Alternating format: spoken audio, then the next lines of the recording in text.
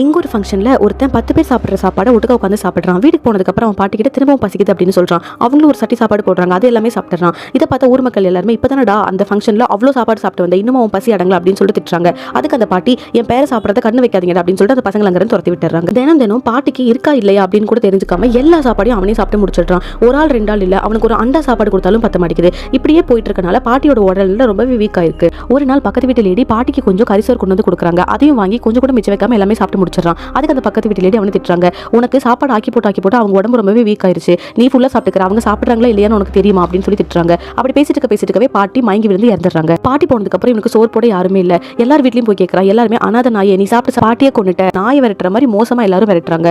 உடனே இவன் பாட்டியோட கல்லறைக்கு போய் கதற ஆரம்பிக்கிறான். ஏன்டா எனக்கு இந்த தீராத பசி கொடுத்த ஆண்டவா, எனக்கு இந்த பசி எப்படியாவது போக்குன்னு சொல்லிட்டு கதறி கதறி அழுகிறான். சுடுகாட்டுல இறந்தவங்களுக்கு யாரோ படையல் வச்சுட்டு போயிருக்காங்க. அங்க ஒரு நாய் சாப்பிட்டுட்டு அந்த நாயை பறத்தி விட்டுட்டு இவன் போய் அந்த சாப்பாடு சாப்பிடுறான். இந்த மூவியோட ஃபுல் லிங்க் வேணும்னா டிஸ்கிரிப்ஷன்ல இருக்கு, செக் அவுட் பண்ணிக்கோங்க.